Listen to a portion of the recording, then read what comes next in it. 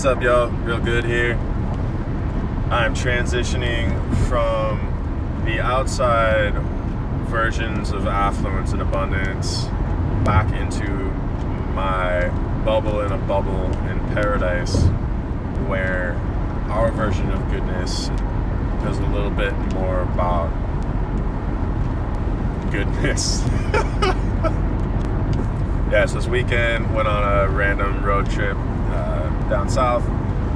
Ended up hanging with some beautiful people, some wealthy people, some talented people, and noticing as I'm coming back into the videos that I'm feeling a little bit aggressive, for example. I'm missing the loving kindness that I was even talking about right in our previous video coming down on this road trip together, right?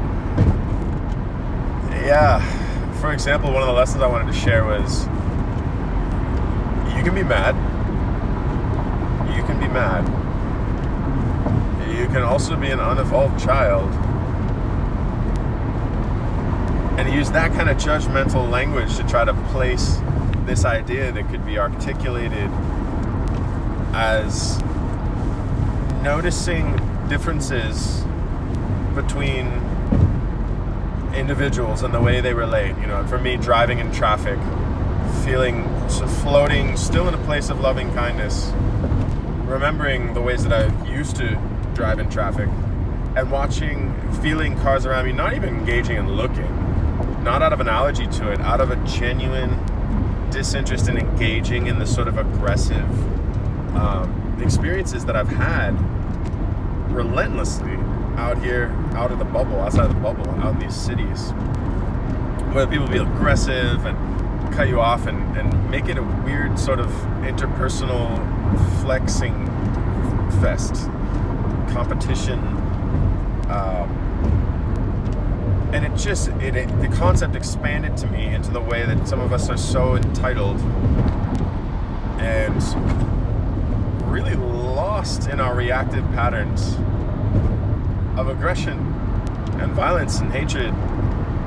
And that entitlement also really concerns me, where there's people thinking that they deserve something that someone else has earned without checking in with reality and goodness and work, where someone else is actually aligning with reality. And they may or may not be doing it in goodness, and it may or may not be in goodness, but for some reason they have something that you're wanting. So you think they have something good. And whether you like it or not and actually deem it good, if you are wanting it, you're either doing the work to want something healthier, or you are part of the problem. That is the internal work that I believe is actually how we save the world. We have to change what we value and what we want and how we experience that in ourselves, or we can continue, no matter whether or not you're angry at someone else for having something you think they have that you think you want, or if you actually have the thing and that is supposedly not good. Either way, that is an energetic system that is producing and supporting that thing that you don't think is good. Find what you think is good, that exists in reality, or can exist in reality, and do the work. Embody the change you want to see in the world, really, truly.